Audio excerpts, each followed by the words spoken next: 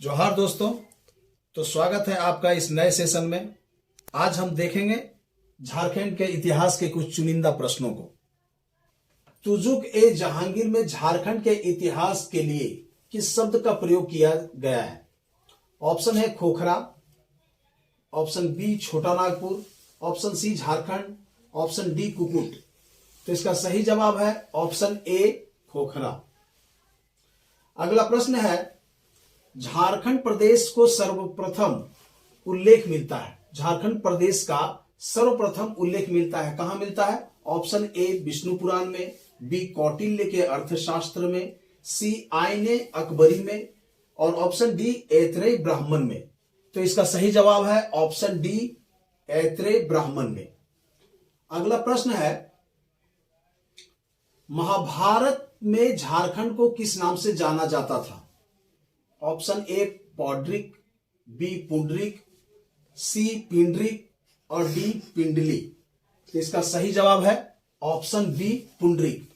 पुंडरिक में झारखंड का जिक्र है। यह क्वेश्चन जेपीएससी 2003 में पूछा गया है।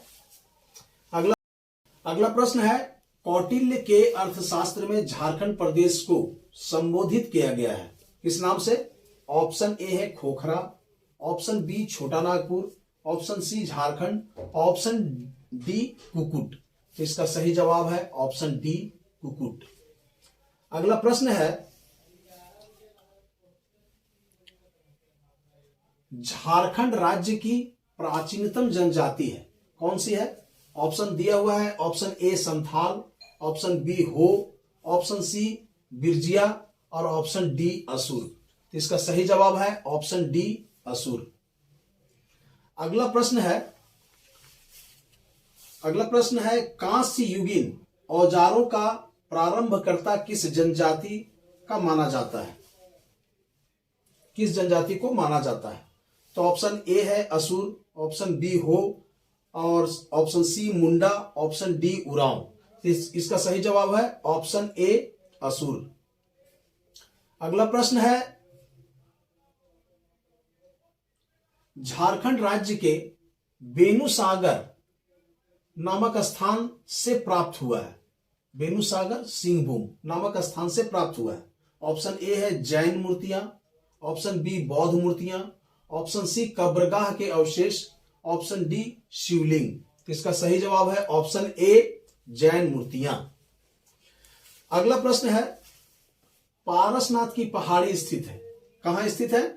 ऑप्शन ए दुमका में, ऑप्शन बी गिरिडीह में, ऑप्शन सी देवघर में और ऑप्शन डी दिया हुआ है साहेबगंज में।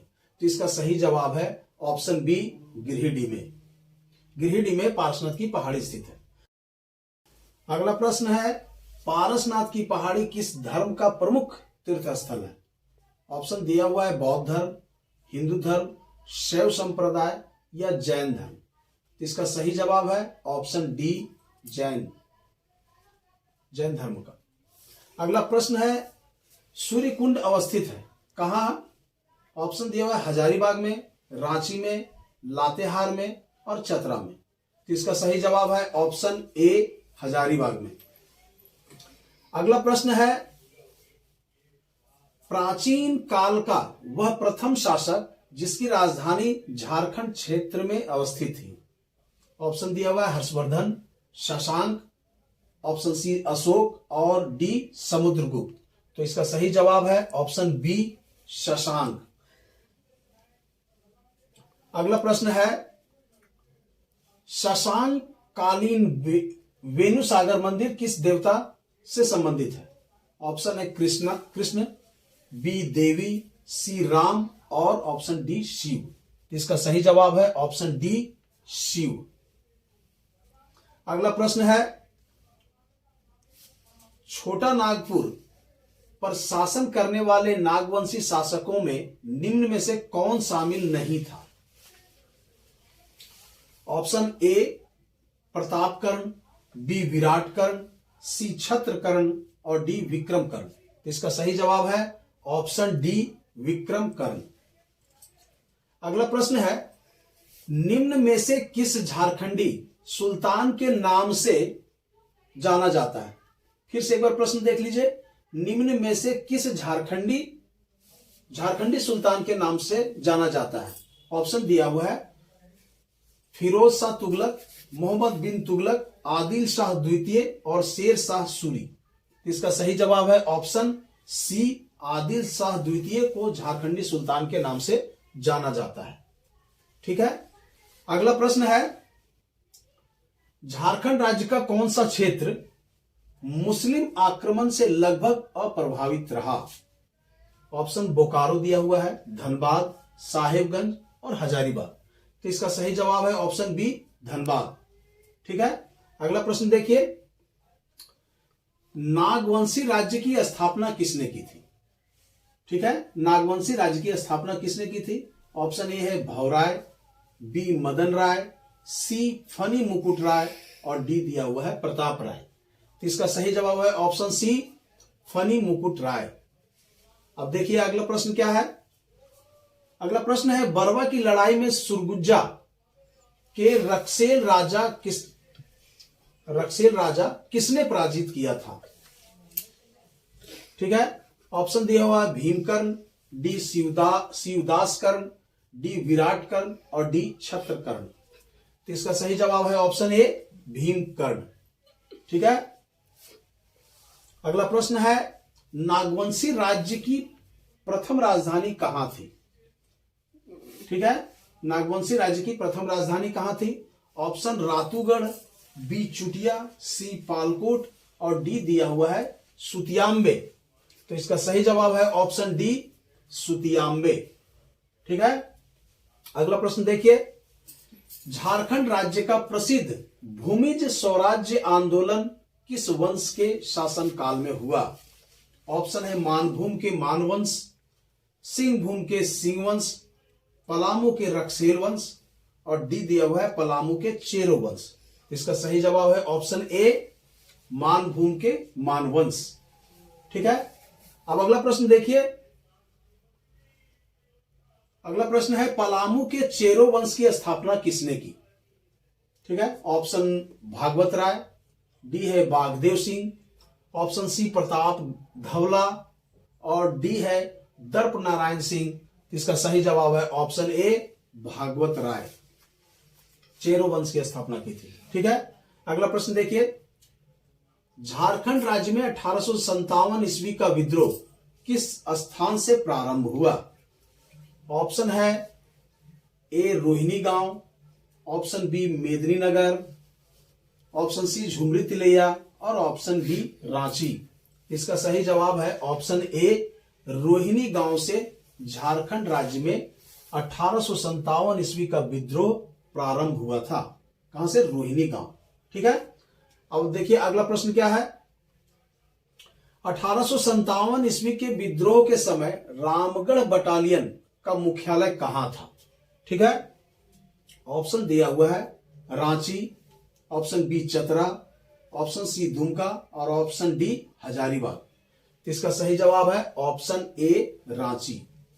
ठीक है, अगला प्रश्न है 1857 के विद्रोह के दौरान झारखंड में मुक्त वाहिनी सेना की स्थापना किसने की?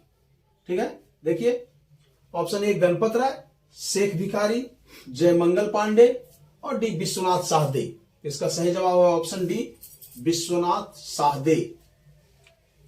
अगला प्रश्न है असहयोग आंदोलन के दौरान महात्मा गांधी के नेतृत्व में झारखंड में विदेशी कपड़ों की होली कहां जलाई गई? ठीक है, काफी इंपॉर्टेंट क्वेश्चन है। इसका ऑप्शन दिया हुआ है रामगढ़ में, ऑप्शन बी पलामू में, ऑप्शन सी देवघर में और ऑप्शन डी रांची में। इसका सही जवाब है ऑप्शन डी, रांची में। ठीक है, आगे बढ़ाइए। अगला प्रश्न है सन 1929 में किसकी अध्यक्षता में झरिया में भारतीय ट्रेड यूनियन कांग्रेस का अधिवेशन आयोजित किया गया? ऑप्शन ए है Mahatma Gandhi, option B Lala Lajpat Rai, option C Jawaharlal Nehru, option D Subhash Chandra Bose. इसका सही जवाब है ऑप्शन सी, जवाहरलाल नेहरू। ठीक है, अगला प्रश्न है रांची में अंजुमन इस्लामिया की स्थापना किसने की?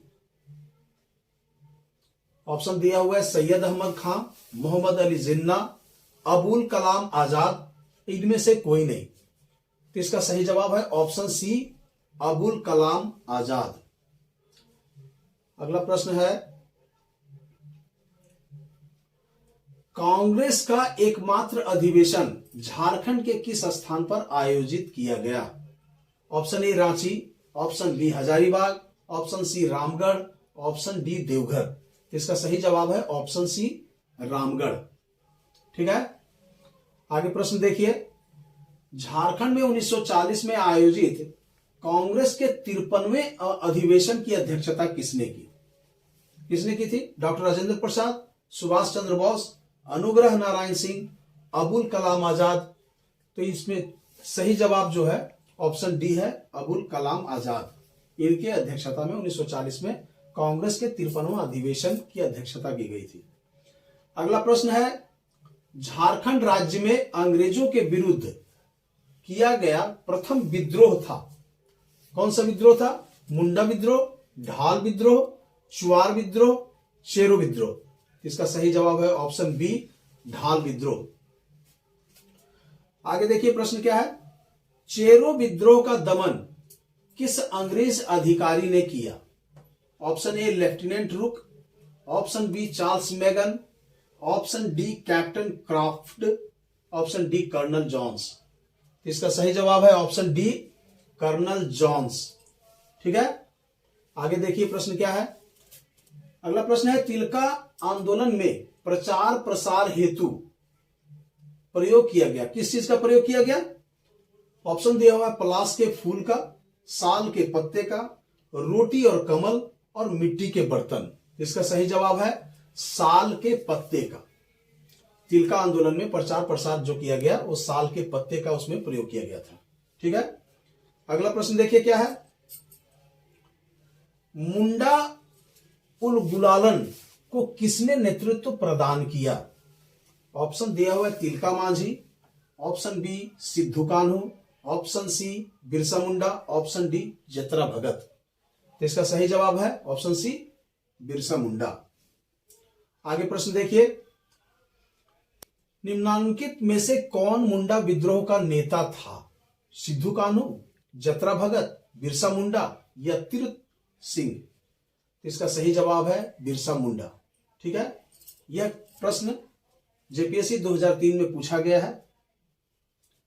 आगे प्रश्न है,